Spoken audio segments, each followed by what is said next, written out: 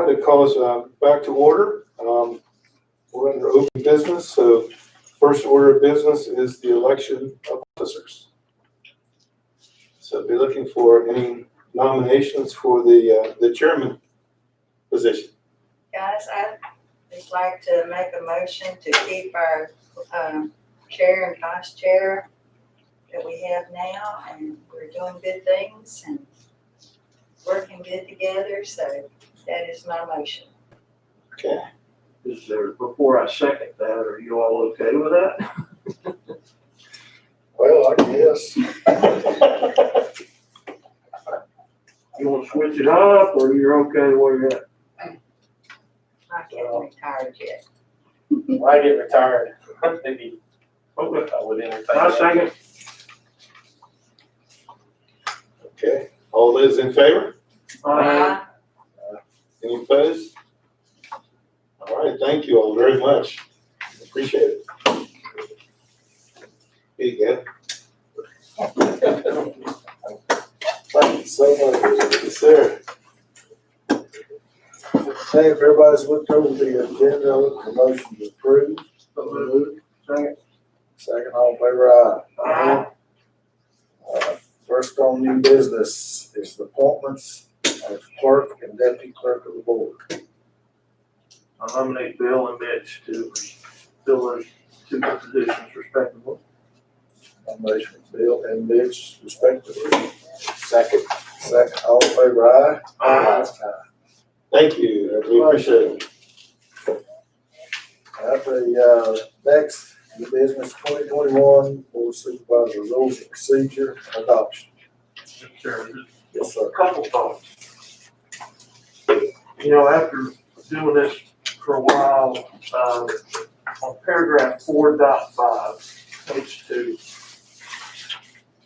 we always start, at least we advertise when we do our public hearings at 6:30. But frankly, it never seems to work because we're either in the middle of some presentation or we have to stop the presentation to do the public hearing. What we did in December a year ago with the gun Second Amendment stuff is we did it at the beginning right after we did the whatever the word is, the stuff up front. And I'm wondering what do you think about doing the public hearing at 6:05? And then that way we get the public hearing done on time, every time. And then the people that are presenting will know that they're gonna come later at 6:30 or whatever, but Yeah. That's one idea. Makes sense to me. Yeah, sure.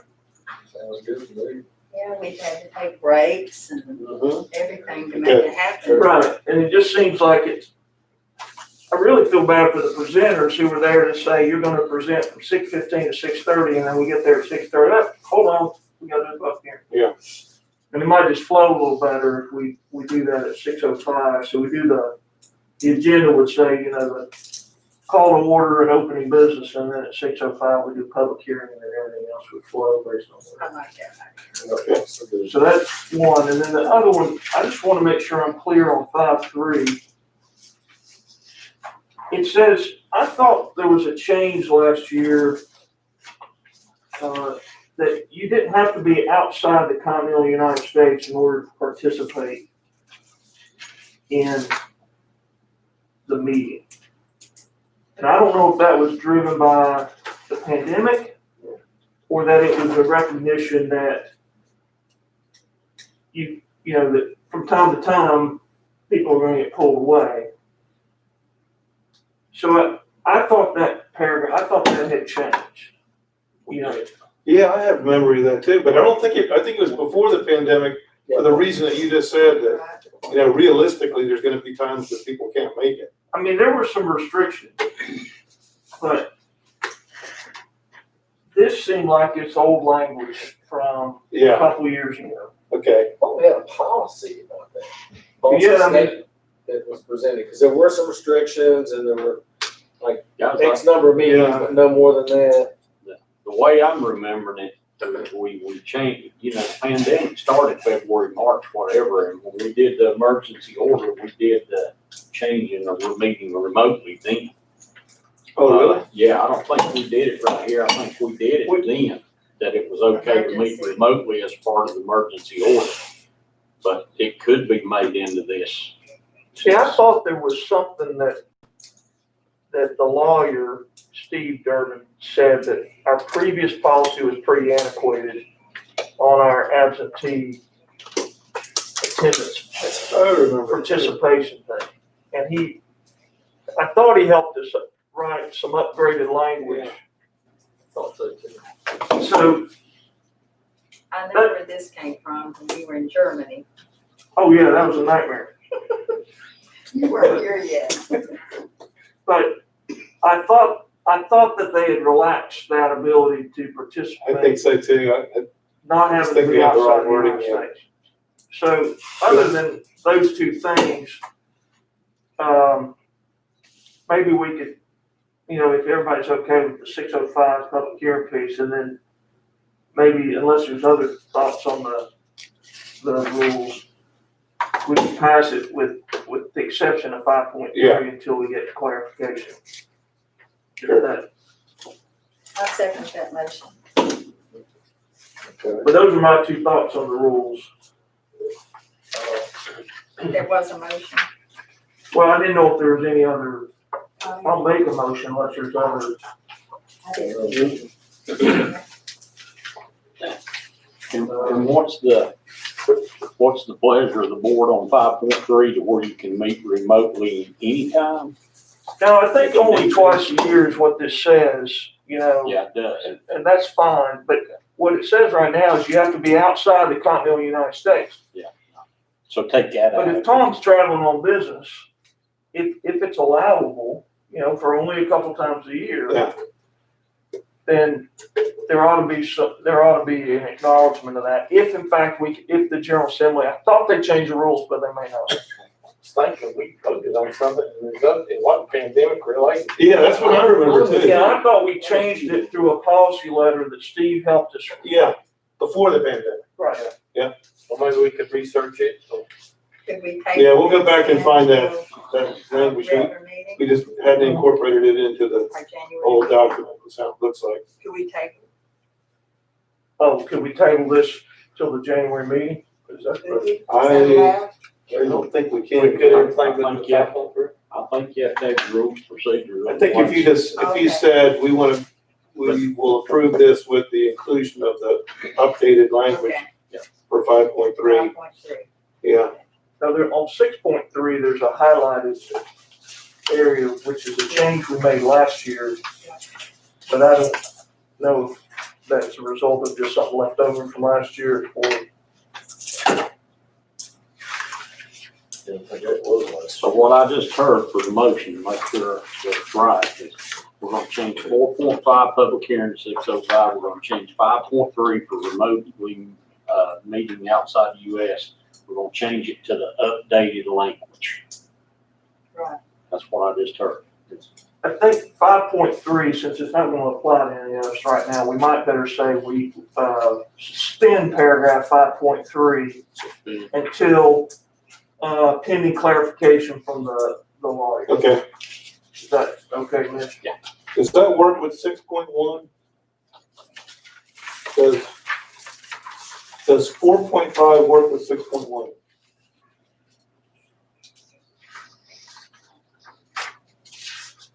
Well, we start at 6. Yeah, We generally have 10 minutes on the current agenda to do the pledge of allegiance, invocation, and the opening, whatever, but it never takes us more than 3 minutes. No, okay, And then at 6:05, so it'll be the first thing we basically. it should work. Okay, sounds good. okay, I'm sorry. Supervisor Plant made that motion. Was there a second? All in favor, aye? Aye. Thank you all for bearing with me. Make sure I got it right. You're the deputy clerk, you better get hot. Send you back for retraining. Yeah, I just want to make sure I had it down right there, a lot of discussion there. Next on new business, code of conduct and code of ethics, approving and signing. Any discussion on the code of conduct, code of ethics? Mr. Chairman, Ms. Osborne did say if everybody would sign both of those and give them back to me, she'd appreciate it. You got it? No, you all have to take it back. Yeah. Oh, wait a minute. So if you're just saying, if everybody would give them back to me, she would appreciate That's it. it. Okay. We get that done. And we didn't need a motion to second. I make a motion. Second, motion second, all in favor, aye. Aye. Next will be board appointments. Yeah, we've got, I've got a couple of suggestions from Supervisor Fan. And I've got four folks that have stepped forward and said, count me in. Those four will be Ricky Anderson, Joseph Killen, Chris Butler, and Brantley Ivy. Over the holidays, I hadn't had a chance to reach out to to speak with you, Supervisor Fan, about the two that you recommended, but got four right now. And can you? I can, I will. Okay. I just, on the two that are currently, I guess, willing to continue to serve, how do they rack and stack against what you're looking for? I mean, I thought the whole reason. Not ideal. Okay. But I don't have, we have so much that is happening now that we need the EDA for. I've got at least two that are rack and stack. What's your minimum you need? Pardon me? What's the minimum you need? Four. So the two I have, Justine Jackson Ricketts, young lady, graduated here, went to Duke. And then she and her husband moved back here a couple of years ago, I think. And she's she got her master's at UC Santa Cruz.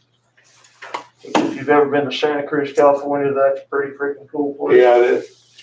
I don't know about the school education. There's a lot of learning going on there. It may not be academic.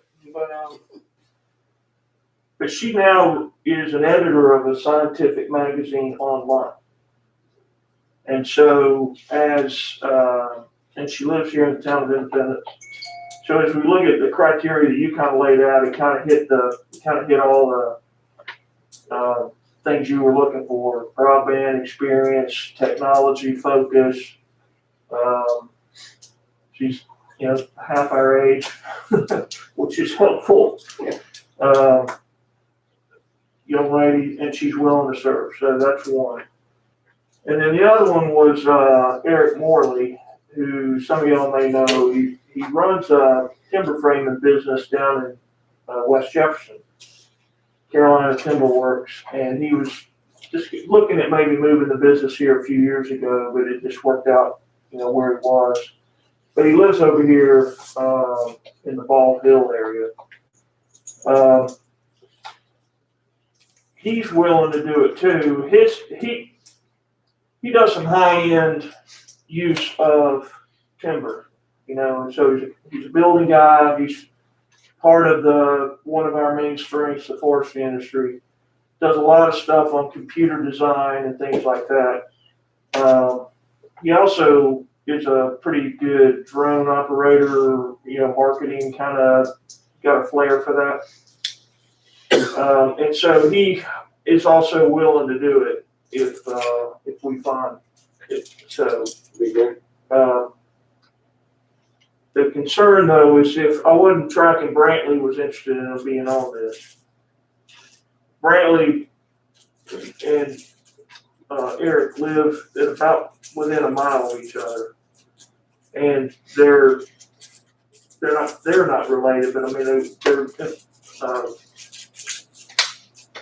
Brantley works for Charlotte. Eric's married to Charlotte's sister. That we may not want both of those on there. I got you. In consideration, Yeah. two people from the same. Brantley's, the beef cattle guy, but a smart guy in a small business. Done a lot for the county already. Yeah. Anyway, just those are the two I bring. Okay. Thank you. Will were we not asked to get one from each of our districts? I thought, It wasn't specific to that, but, you know, anybody, we're open to any recommendations. I spoke to Matt Castle. Okay. He's a real estate guy, he's lived here all his life, his kids have gone to school. He wants to see Grayson County prosper. And Linda's gonna talk to him tomorrow. He asked if she could call him. Yeah. Does he have, do you think he has specific background in any of the things we're looking for, like, He's an you know, appraiser, uh-huh. real estate, Is he on town council or is it his brother? what, No. Is he on town council or is it his brother that's on? Jason's on town Jason. council.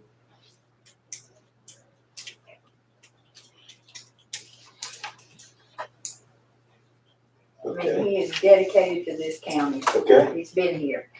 thank you. Bill, I've been talking to some folks in the West End, I haven't been able to get anybody to say yes yet, Okay, but I think we'll try to. yeah, sure. Eric Morley's technically, and Brantley are technically in your district. You want somebody a little further west? Yeah. I'd like somebody that knows the Then Western western part of the Independent. county. Tom was nice enough to reach out and say, hey, I'd be glad to do it if I can, but we looked in the bylaws and his board members are not allowed to be on the E EDA. And Chris is in your district, Mike. If it makes it any easier, I haven't talked to Brantley about being on the EDA. I talked to him about if he knew people that he thought would be good for the EDA. He didn't know. Well, he made the mistake of being in the grocery store at the same time that I was. Okay. Eric, though, he really wants to help. This was Eric, in our conversation, this was Eric's observation. We started talking about IT stuff and the broadband and the web pages and all this. And I said, he goes, yeah, I spent some time looking at the county web pages. And I said, which one were you looking at? He goes, I was looking at the .com. I said, well, that was pretty good. He goes, yeah, it's okay, but you know what's not on there? You got all this recreation stuff, you got all this, this, that, and the other thing. He goes, if your strategic problem is that we need people to move here, there's nothing on there that sells Grayson County from the standpoint of why you should move here. Yeah.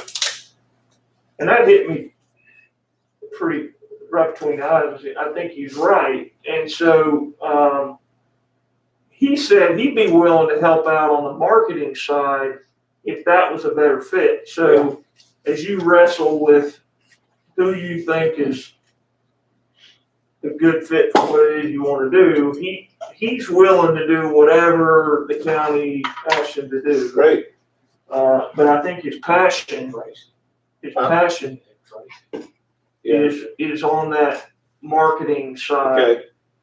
And I've had so- some really good conversations with him in the past. Yeah. And I think he could add a lot. Yeah, and so I'd recommend all these folks, they do the application and then you can kind of rack and stack based on what you see. Sounds good. Okay, so we'll just table the board appointments to you. Okay. But Thank you. I think Linda has the info that she needs Yeah. to send the package to them to apply. Yeah, I'm excited about it. The EDA is gonna be, quite active in this calendar year, so its time has arrived. Do you have to call them the EDA? I mean, I know that what their function is, Uh-huh. but in line with what you're trying to do, is the EDA, is that a little bit too old? I guess you could call them whatever you wanted to call them, but they legally Yeah, would they've still got have a to be legal the function. the but- EDA. And that's actually the newer term. No, it used to be the It IDA. wasn't Yeah. We IDA. changed it from Jonathan changed IDA it to to EDA, EDA. yeah, because funding opportunities were better. Right, so the question is if, given what you're trying to do with the refocus of how we look at economic development,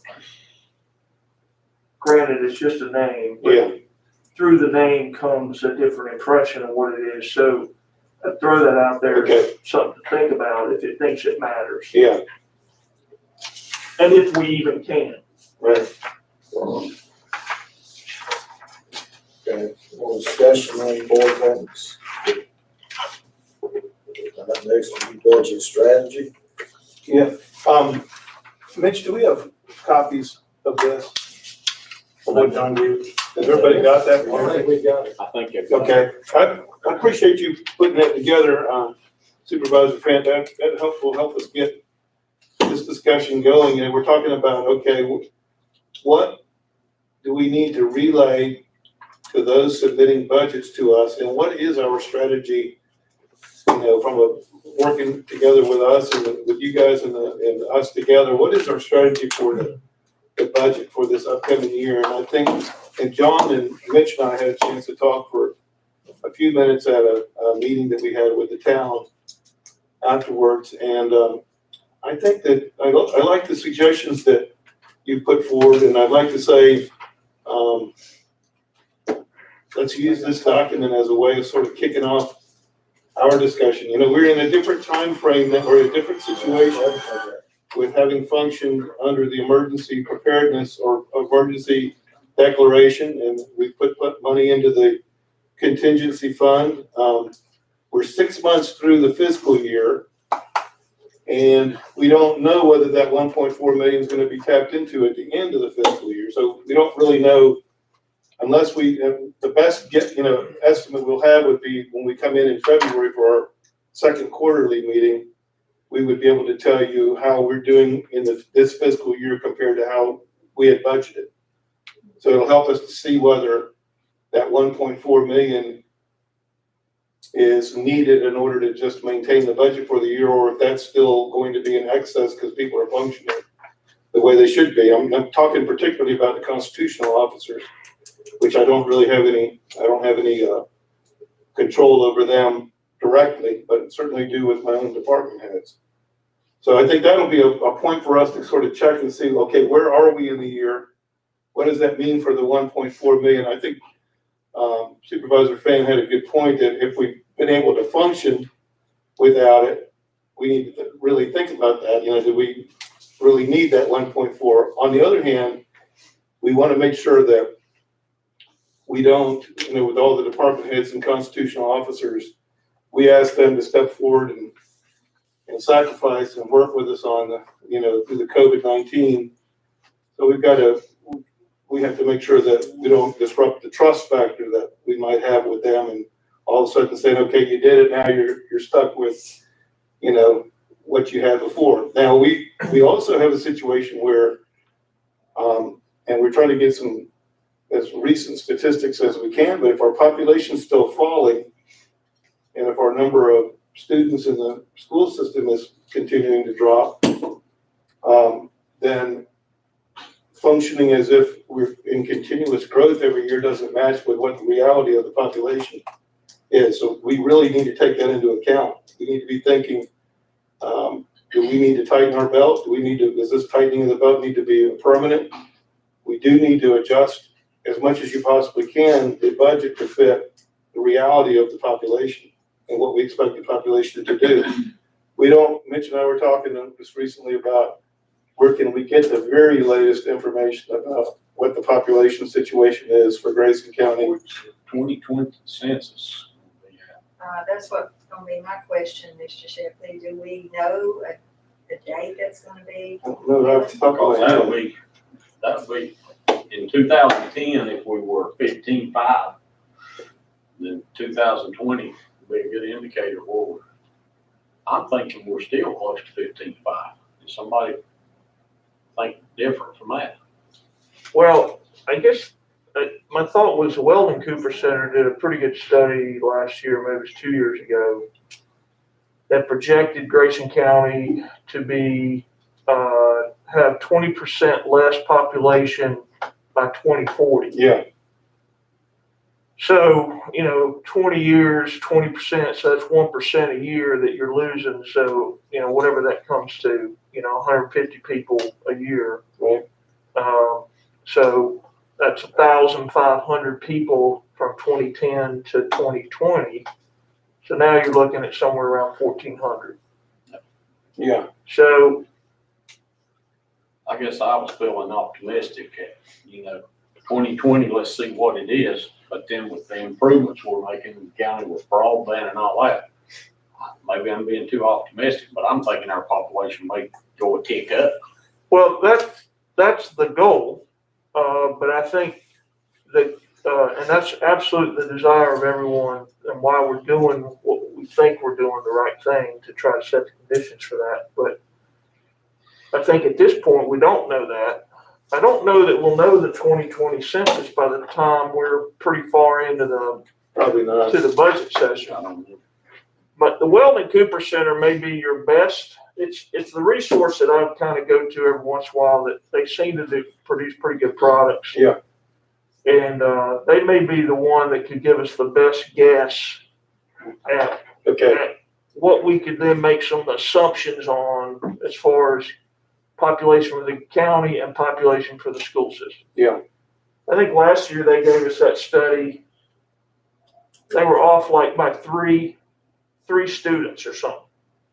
The number that they projected and what they ended up reporting, I think there was a difference of like 3. wow, that's great. So, and they're tied in all the different stuff. And so I think that's probably at least a credible source that you can make some assumptions off of. Yeah. Going forward. Right. My thinking though on this, where we want to head is in line with what Mitch is saying though, is I think we'd be better off to be somewhat conservative in how we're applying public funds, given that we're making a lot of assumptions about what the future might hold. We hope broadband is going to do this. We hope, that this is going to happen. We hope that Metalworks is going to expand, like they say. I mean, there's a lot of things. Yeah. But until that proves, I think we'd be better to be a bit conservative on our approach. And so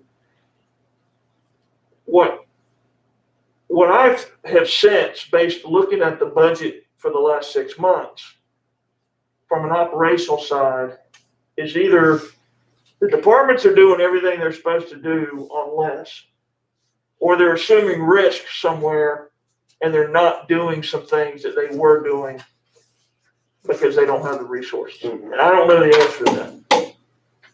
I do know that I had a conversation with the sheriff about some possible ideas about how to address his concerns, and we can talk about that. But I think the idea of making the assumption that our new start line, and keep in mind that contingency fund didn't include salaries. That wasn't part of the reduction, right? It was all operational funds. No salary reductions, no layoffs, none of that, Right. right? So that's all just operational money that we're talking about. There was a raise included in the contingency. It was put on hold. Okay, but that's fine. That's there. And so the operational side, I think they've demonstrated that there's some potential reductions that we can make. And in my mind, it buys us a lot more operational and strategic flexibility down the road. I mean, if we're able to, how much was the raise that was in the 1.3? Half of it? The contingency, I mean, yeah. You mean percentage-wise Yeah, across the board? just a rough guess of that 1.3 million, 50% of it? Oh, no. But it was like, what was it, 2%? I think it was 3. 3%. It's 3%. 3% rate, but not 3% of what? No, right, but No. all right, so let's say that, just for a goof, let's say that 50% of that 1.3 is dedicated to salary adjustments if the state goes through with their part, right? That still leaves roughly $700,000 that are operational funds. That equates to almost 5 cents on the levy. We're projected to raise 5 cents more over the next 3 years. So we potentially could defer another levy increase for 3 years just from the operational reductions we've made. Does that make sense? Yeah, I think that logic makes total sense if if it turns out to be accurate that the departments and the constitutional officers are able to function throughout the entire fiscal year Okay, but with the less than 1.4, I mean, with the less than 1.4 that's in the contingency. right. So 2 points. One, we can't break faith with our partners. Right. We can't break faith with them. But we're talking about 21-22 budget, not 2021. So you still could end up giving some of that money back as required because that was the agreement.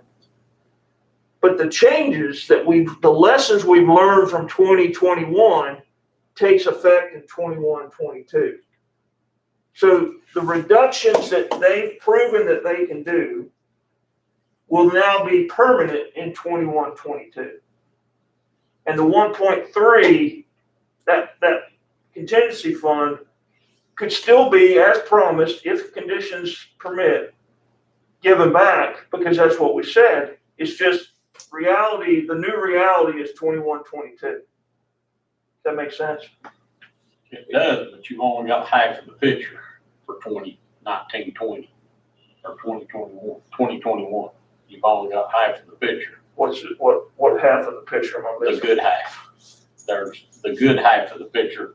They can, and you can, but they can make it the first 6 months easier than they can the last 6 months because of some of the way some. Right, but stuff we have money right now to solve that problem if that problem actually exists. Because you have the contingency fund. But what's going to make a problem go away next year? No, the new reality of it is, hey, guess what? Everyone's going to be reduced next year by the 3 to 5% that we did this year, with no contingency.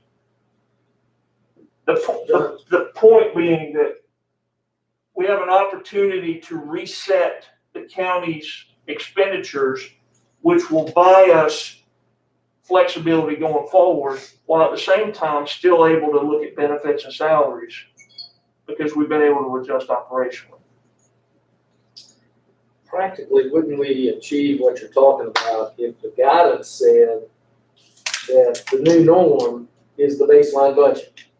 And if there are reasons you believe in your department you can't live with that, then you gotta justify it. And that brings it back to us and to management to have to say, we believe there is an extenuating circumstance in this case, and in this case, not so much.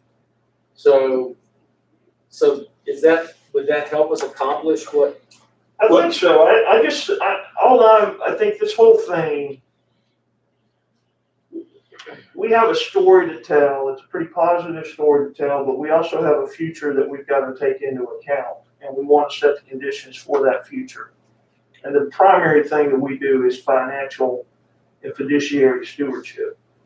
So we have an opportunity to adjust how we do business in order to facilitate operational strategic flexibility down the road.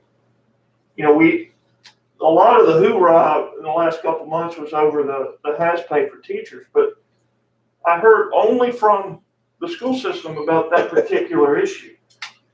The other folks I talked to were about the levy increase that they had to pay in December. And so the majority of the folks were affected more by that than they were about the issue that got a lot more publicity. Yeah. And so the thought occurred to me is, you know, if we are able to make some significant strides towards operational expenditures reductions, however they occur, then, well, let's just say expenditures, because that gets into the sheriff's discussion we had about personnel. But it helps us then on that financial forecast, we've just kicked that financial forecast down the road by 2 or 3 years, maybe even more. Does that make sense? It does, everything you're saying makes sense. The thing that is the most important to me on helping us to see whether we can do what you're saying is the numbers that will come in that we'll be able to report to you in February. Because let's say, okay, we've functioned with 6 months of the fiscal year. Let's say that we looked at our budget and at the 6th month period, when we do this report back to you in February, the second quarter report, let's say that 60% of the money I'm just making a number up, 60% of our yearly money has been spent, but not 60% with the 1.4. Take the 1.4 out. 60% of what we're operating on it with has been spent. Then that could mean that in the 12th month, there's nothing left. And you'd have to tap into that 1.4, and it would be about 1.4. Now, I'm not saying that's going to happen. I'm just saying if that happens, then what we've realized is we didn't function under that 1.4 because we had to take it in the end. We needed to use it. So just the cutback that everybody didn't turn out to be what we were hoping it would be at the end. So I think that when we get that February number, we can verify whether that path works for us or not. Does that make sense? Well, but even if your scenario occurred, you're not gonna wake up the morning of the 11th month and say, oh my gosh, we're out of money. Right. You're gonna know that well in advance of 12 months. That's right. So if that scenario were to play out, then build that into the assumption for the next year's budget. Explain that again. If you find out that you can't operate at this level of your budget, and you know that months in advance, you can forecast and project, then as you're developing the next cycle of budgets, you build in wherever the shortfall is and use that as your base. And that would basically be the same budget that was submitted before the pandemic for this fiscal year. Well, but you're assuming that you're gonna run out of money. I'm just saying, I'm not assuming that we will, I'm just Yeah. saying a worst case. Yeah, well, worst case, Yeah. you don't build a budget necessarily on your worst case. You build your budget around a reasonable projection of what the case is gonna be. Right. So maybe you end up spending $700,000 of your funds to make it through the 12th month. Well, then that 700 gets built into next year's budget base, and then you budget again based on that. Yeah, I agree with you. I mean, All I'm saying is, I don't disagree with what you all are saying at all. What I'm saying is, I want to get some verification on where we are. I want a more solid verification of where we are. That's all I'm saying. I get you, and more facts will become known as time passes. Yeah. But I've never been in a public organization that did not spend every bit of money that was given to them. That's true. You know, I mean, if you ask somebody, say, do you need more money? Yeah. Absolutely. Right. You know, and so the harsh reality, I think, of what we've got to do is we've got an opportunity that only we can seize because no one else is going to do it for us. Because they're going to spend everything that we allow them to spend. Yeah. How much does this CARES Act money and things, other resources like that, going to figure into how the budget actually played out? Yeah, that's a good point. It is. And then what are we going to look to in the future from assistance, depending upon how long the pandemic carries on, or how it plays out. How soon is there a recovery? So how are those figures figuring into? Well, I think that's valid because part of the assumption that I think I'm making anyway is that we're living on the money that we've been appropriated from public funds. But in fact, some of these costs have probably been offset. And the reason these departments aren't asking for money is because of just that very thing. But when you and I came on the board, we were sitting on a fund balance of about 26%.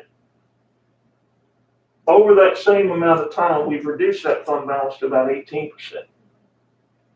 And so what we have an opportunity to do is get that fund balance back on the positive side of 20. Yeah.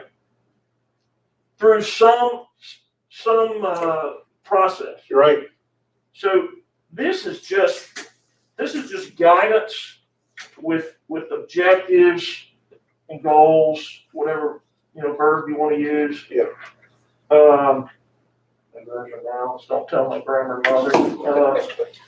But the point being that we have a rare opportunity to actually make a significant change in the financial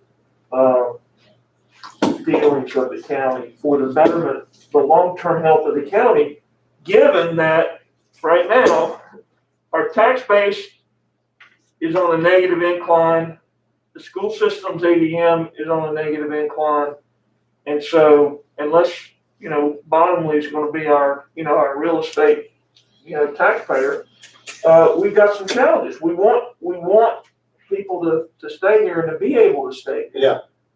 And I think we have an opportunity. I see it as an opportunity, not as anything other than that. What the treasurer's guidance to us on what they've been able to collect this year has been positive, hasn't it? Yes, it's actually, maybe, 0.1% more. it's Last year. maybe a whole percentage more, 1 whole percentage point Oh, yeah. higher I thought it was a 10. last year at the same time. And that's not dollar for dollar, it's the amount billed versus the amount collected. That percentage point is actually a little higher. Now do we have a higher level of delinquents? You can tell that. No, Because you could didn't- increase 1% on everybody who did pay, because ours went up a significant amount of money, if not a whole percent, I don't think, but. No, this is percentage of collection. Right. Right, it's not the amount billed, but percentage compared to percentage. That's great. We may have $10 instead of 9, but if we should have had 15 instead of 13, you still have a higher level of delinquency. And I'm interested in knowing what that is, because frankly, I've had taxpayers who said to me, I've been checking your record. You got people been delinquent for 7 years and you never collected. I ain't paying my taxes. I can get 7-year free ride here. Who knows, may die or may sell before that's over with. So I'm really interested in knowing if our delinquency rates are going down and the number of people and the percentage of dollars sitting out there, and what are we doing to collect? Because I had Yeah, I remember you saying that. hard-working taxpayers, people that are honest and pay their money, who basically said, why should I pay my tax increase when you don't collect from anybody else that doesn't pay? You think our treasurer's gonna go forward with collecting there?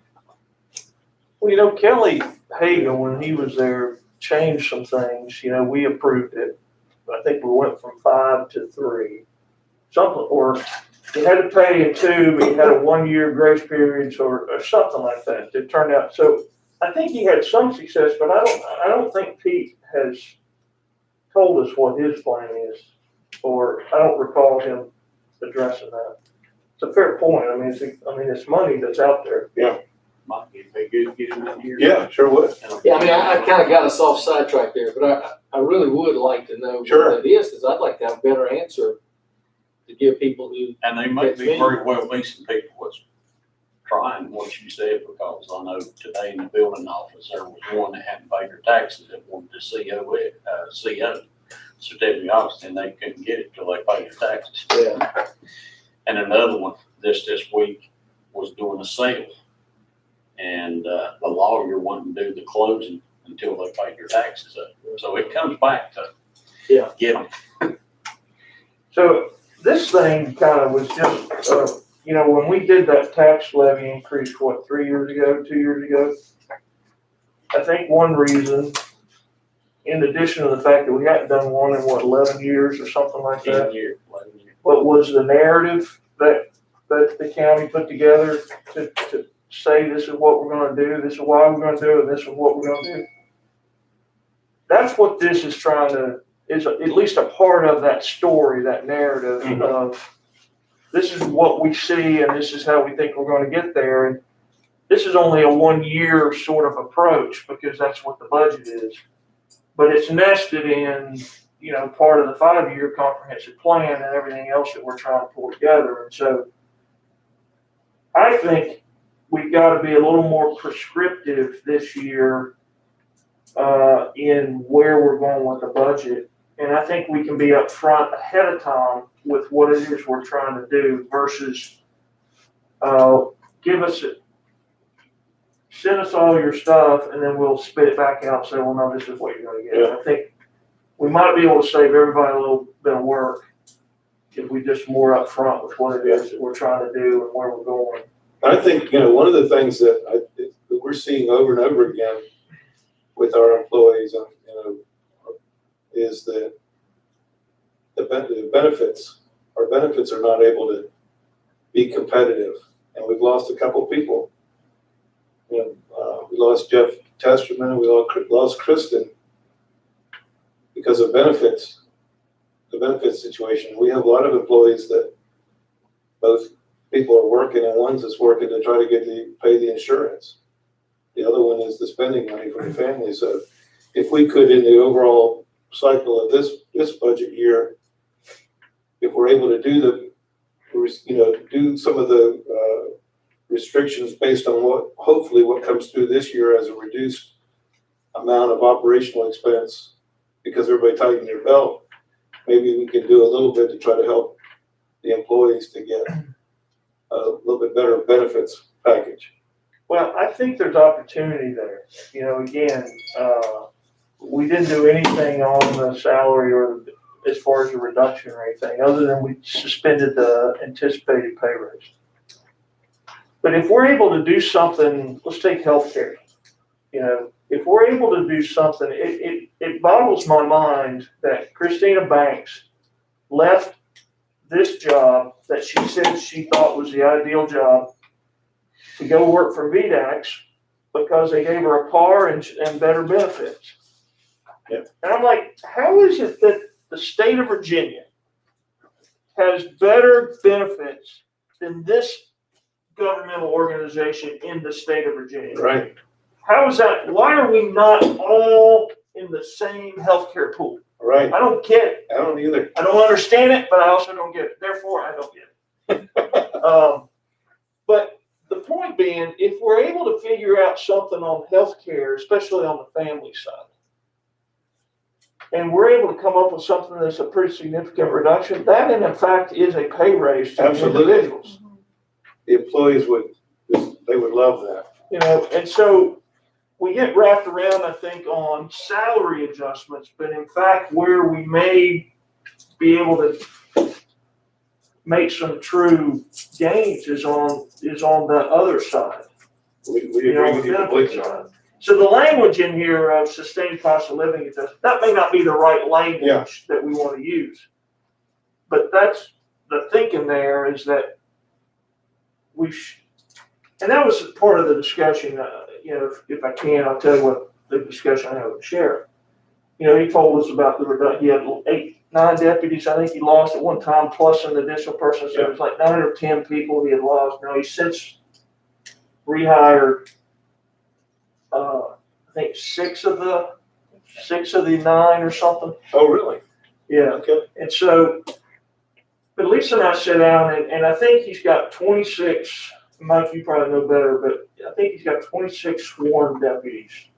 22 of those are state funded, 4 locally funded, as I understood. Rough math, average salary about $30K for those deputies, so that comes out to roughly $120,000.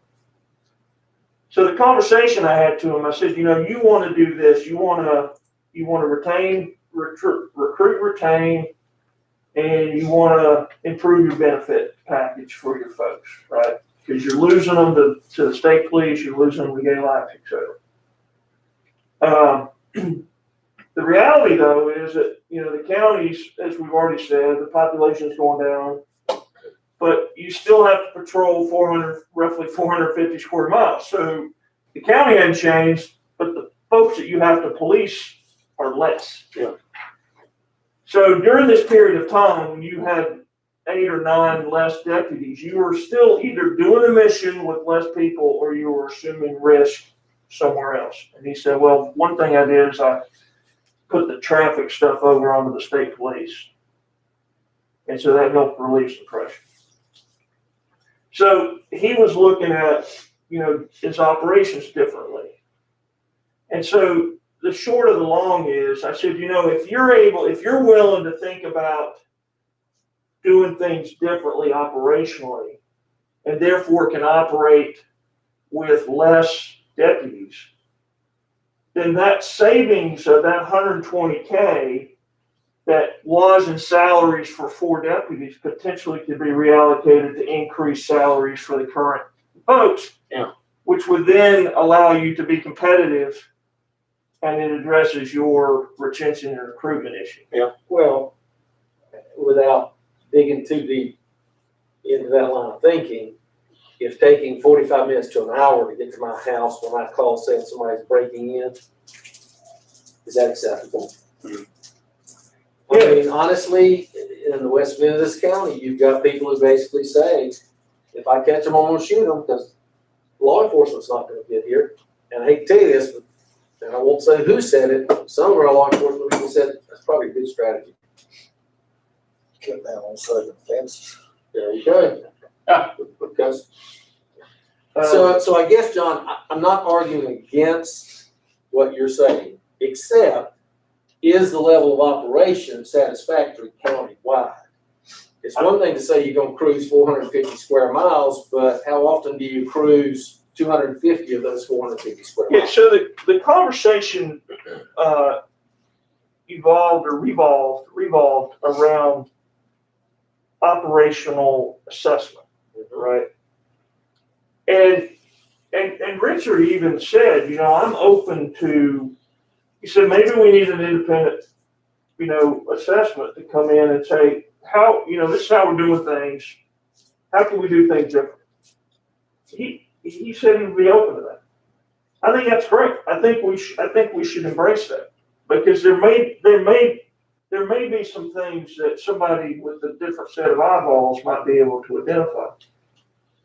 But we didn't get into too much of whether or not how he was doing things were effective. It was whether or not a change in how he was doing operations could still do policing properly or do his mission, while at the same time trying to address his issues in a resource-constrained environment. Yeah. And the big takeaway was if the sheriff's open to that, then it's probably applicable across the county in all the different departments. Could obviously do it all at the same time, but the school system is, it's got its own internal challenges, a lot of labor down there. I was looking at the minutes from the school board, I think it was back in April or May sometime, and Mr. Wilmore talked about goals for this upcoming budget cycle. It's probably later than that, it's probably September, was to, maintain all the employees, benefits, et cetera. So labor is a big cost.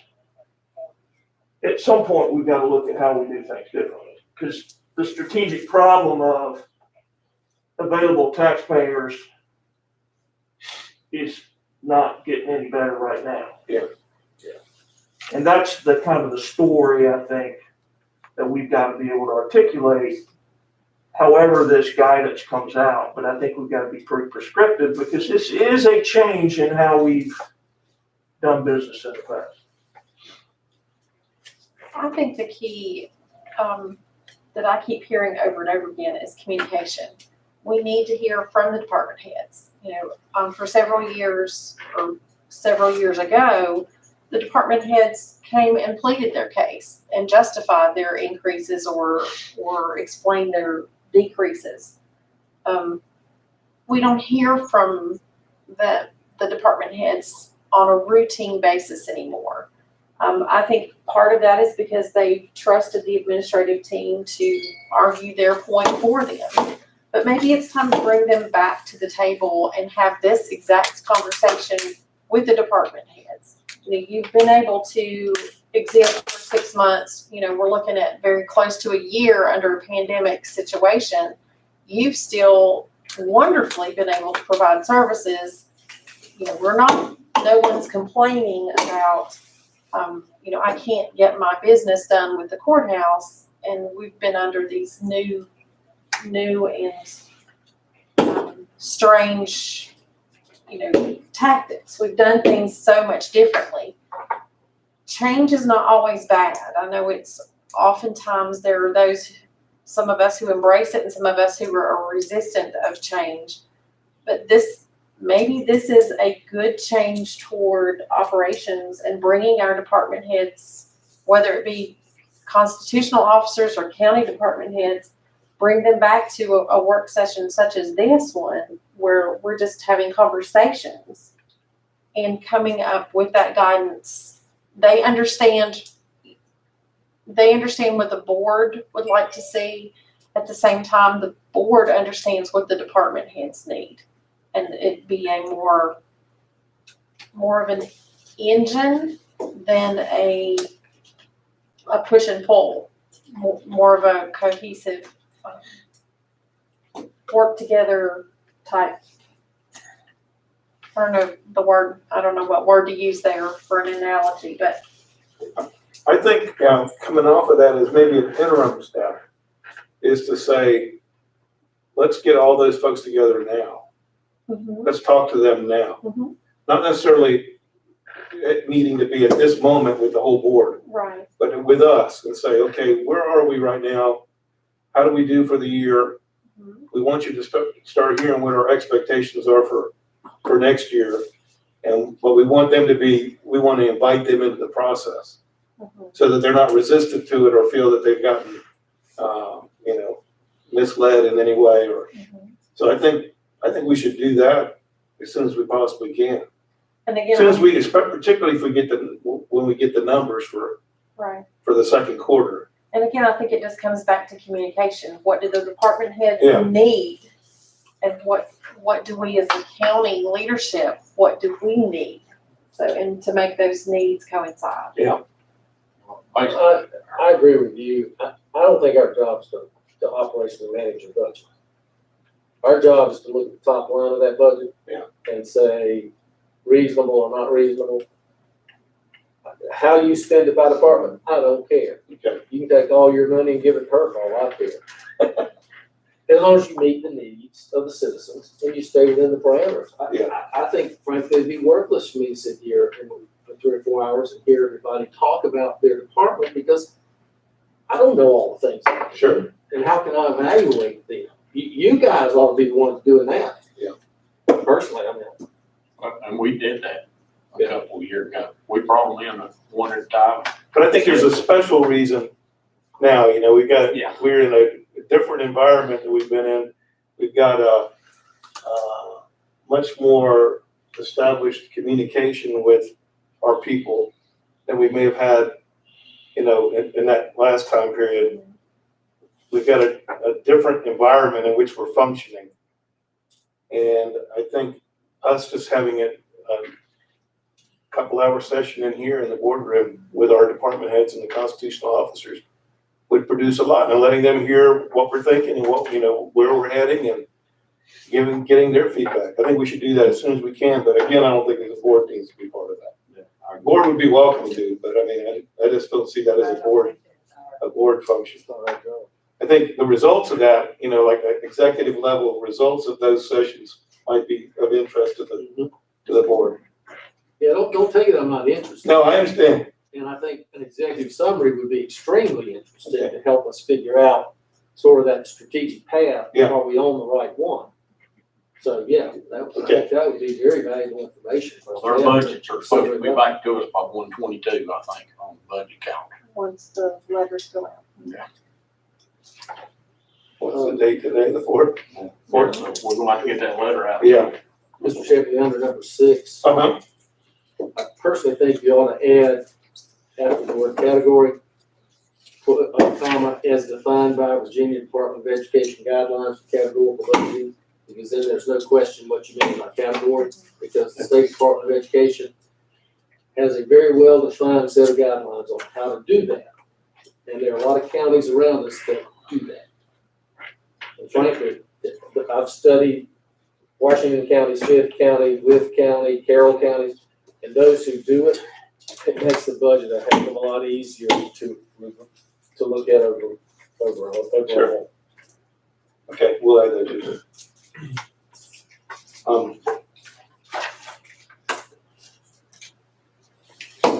Let's see, what else did I want to say about it?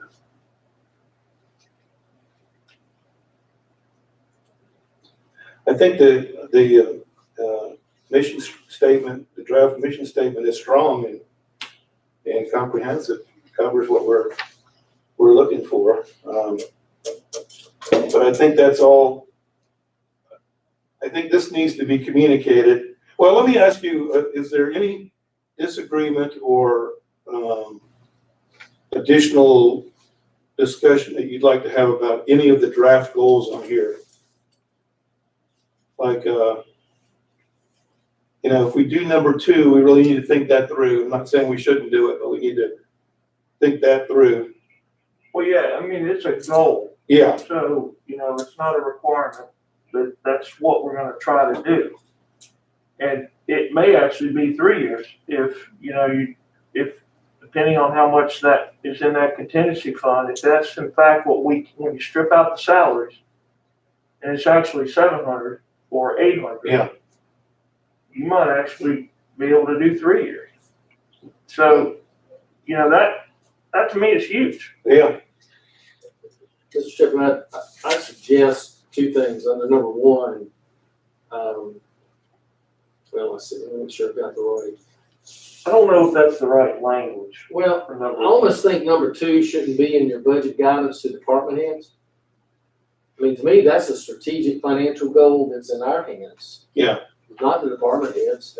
I mean, to me, that's irrelevant to them, other than the fact they know we're trying to cut their budget, but we're already telling them we want you to begin thinking about reductions and how that plays out and then justify the budget. I think that's a fair point, Tom, because this was really, I think, when I was writing it, I guess I was thinking about it from the standpoint of transmitting it out, but really it's to gain agreement between us boys and girls about what are we trying to do, and then how you communicate that to the departments and everyone else, really it's up to you, but you craft your letter based on this, whatever we end up agreeing to. That's a good point, Tom. Yeah. You could say that about 2, 4, and 5. But I think they can be very useful. 4 and 5 in particular can be very useful in bringing our people into the process. Yeah. Making sure that they feel that there's a positive in the process, getting you cut back, but there's going to be something good that's going to come out of that over the long run. Having the why. Yeah. The other thing is, from a logical standpoint, it sounds very logical to utilize the facilities to the maximum, the school facilities. I don't know what kind of population shift would have to occur to get that to occur. That would be the thing that's an unknown to me. If you all have more, like I'm talking about number 7 on here. Yeah, say that again. In order to get, let's say that the Highland School, we wanted them to function at 90% capacity. What would that take from a population movement of people like in the Independence area, Not our problem. to get that out there? But would that mean that people from the far eastern part of the county No, I don't think so. would have to go out there? No, I mean, again, I don't know the answer, I I'm just don't know telling you the now. answer to that, but there's, I asked that question, they do not define district lines. Okay, I think there's multiple opportunities to get that school. Here's my thinking on that, just so everybody knows. I have a hard time, as y'all know, we refinanced that school today. That was a good thing. But I have a hard time telling taxpayers that we need more money for public schools when we have a brand new facility that's at 50% occupancy. I can't make the school system suck the egg, but, you know, I don't know, we've got to do something. I don't think in good conscience go back to the taxpayers and say we need more money for this, that, and the other thing when we've got a multi-million-dollar facility sitting up there at 50% capacity. It's a logistical exercise. In my mind, my way of thinking, ain't that hard. But I'm the lowest common denominator mentally around here, so, you know, things that look easy are probably really hard. But the point being that we've got to figure out a way between us and the school board to make better uses of the newest and most capable facilities that we have. One is, you know, there's just so many scenarios. It's not in our job to figure it out, but if we're going to fund facilities, we should damn well make best use of the ones we've got that are the best ones we have. Sure. That's kind of my thinking around that particular one. And I know there's resistance for whatever reason. Yeah.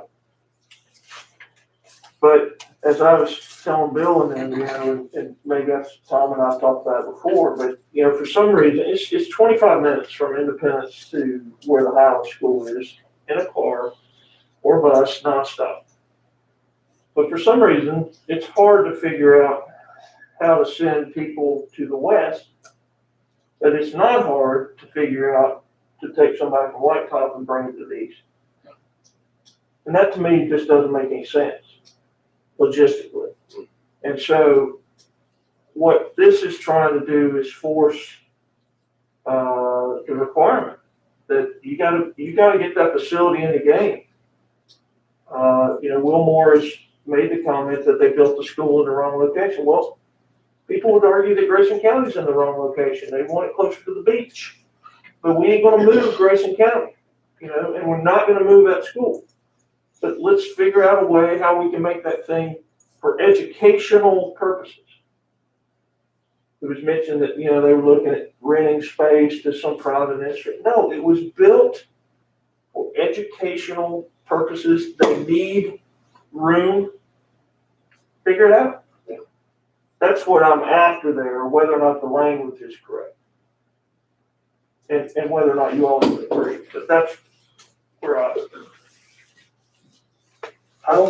How do you think, I don't know the answer to this, is what I'm throwing out there, but how would parents react to that? Well, again, I don't know that that's not our problem. Our requirement is they paid for a facility that's being underutilized. Yeah. School board, figure it out. There's a lot of things you could do, but what I don't think is our job. I mean, we can be part of the solution of help figuring it out, but I don't know that we need to be concerned about how, you know, 15% of the population is going to react to a budget thing that's for 100% of the population.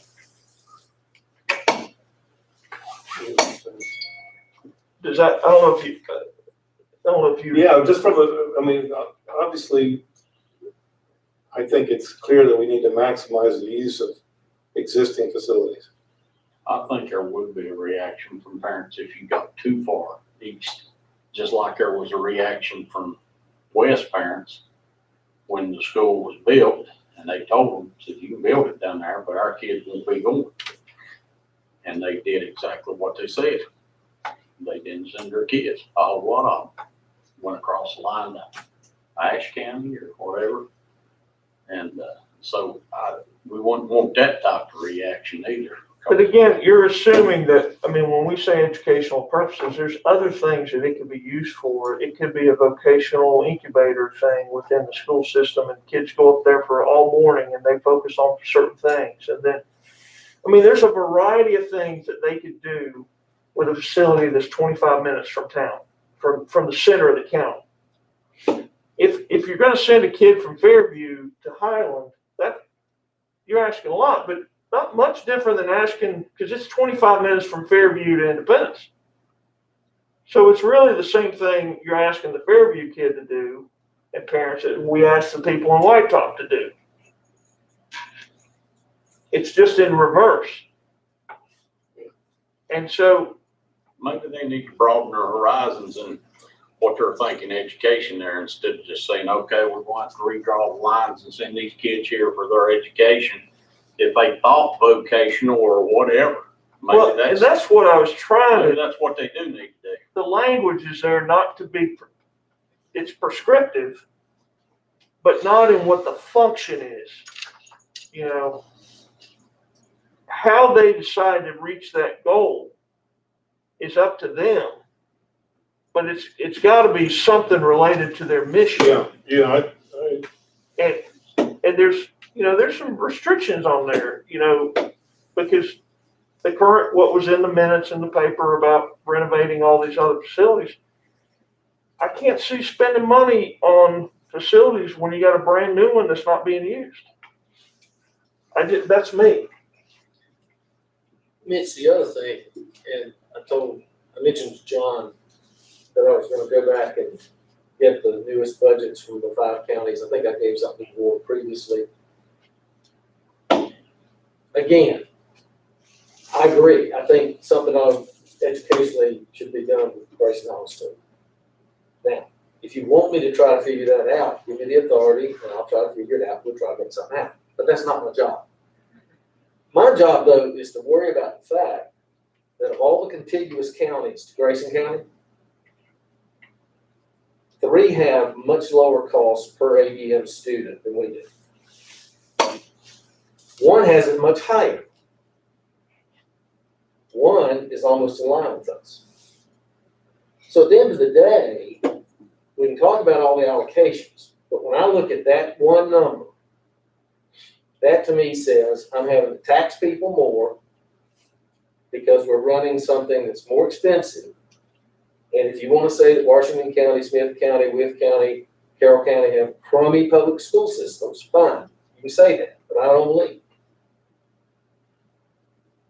So that to me is the underlying issue of how do we ensure that we have enough money to pay teachers, have better health education. But if you're running a system that is being constrained and it's not as efficient as it should be, you can't do that. I mean, it's just like the hospitals went through 15 years ago. There were hospitals that shut buildings down. They cut from 300 beds to 200 beds so they could pay nurses and have enough to do the job, but not have too many, which means you spread the same amount of money and you can't really reward anybody. So, I think that's part of our challenge is to figure out, and it's not just the schools, it's all the county departments. We just need to really make sure we take a hard critical look at being as efficient as we can. But we're not expecting anybody to get blood out of the turnip. Yeah. And if we're gonna cut somebody to the bare bones, then don't fuss when maybe something doesn't get done as quickly as I might want it done. Yeah. That is not our job to tell them what to do. That is not our job.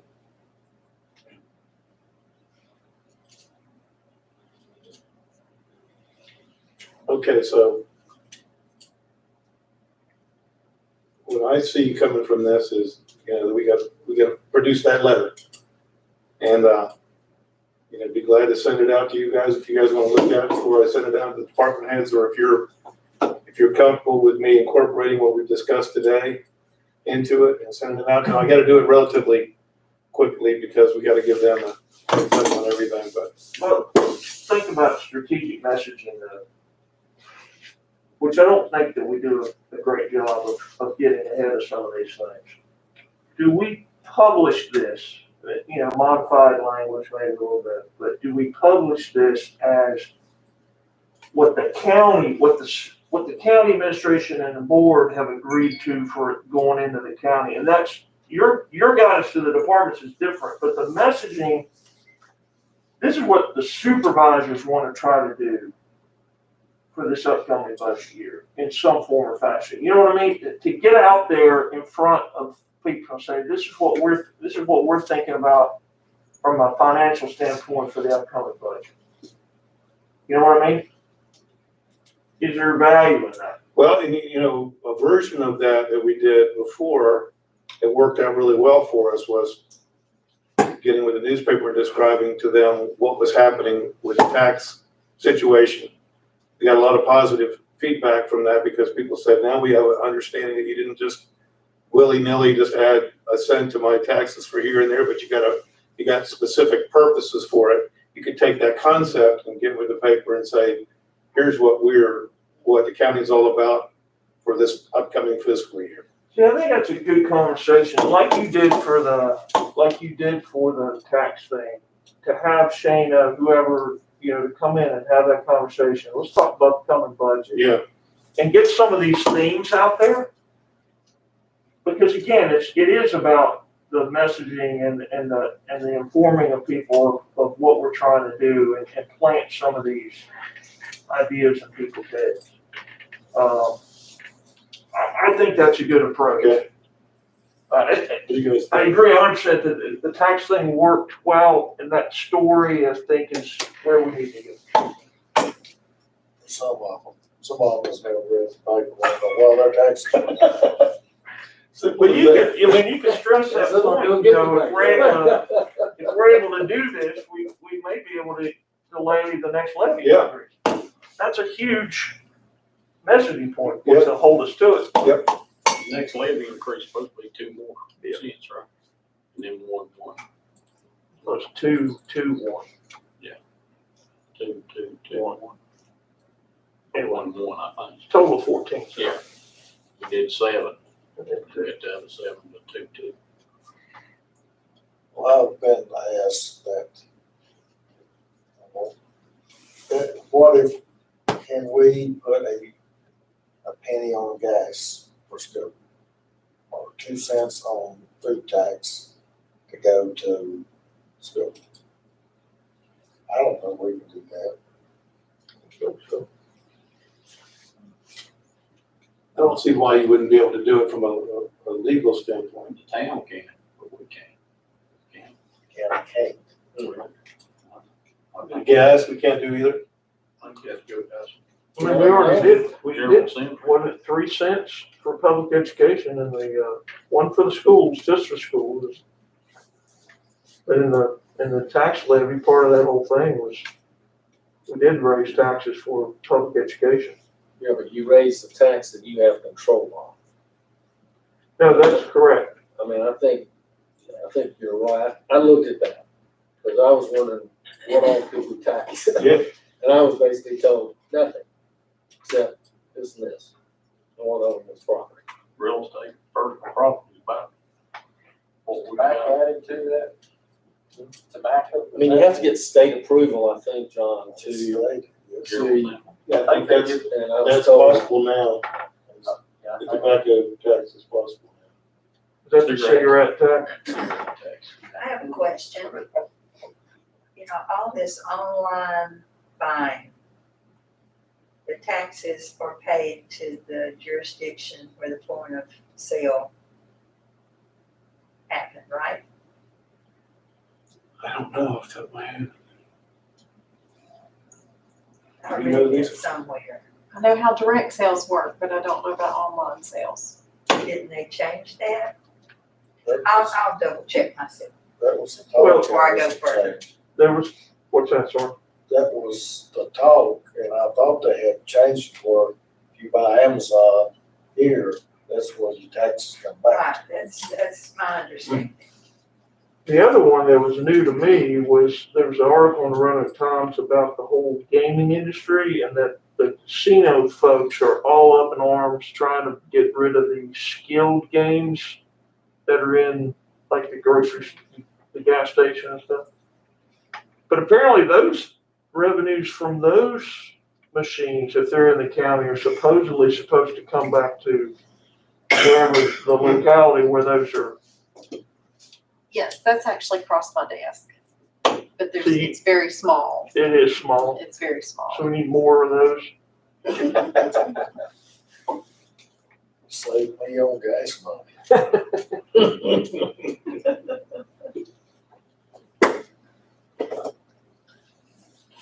Okay, I've got my guidance. Okay. I appreciate it very much. I think most of these goals with some wording change help us to meet our mission statement. Yep, I agree. And I think there's been some back and forth between guidance and goals, and I think theme is the word we need to use, the theme. Theme, yeah. Theme, I think that's the word.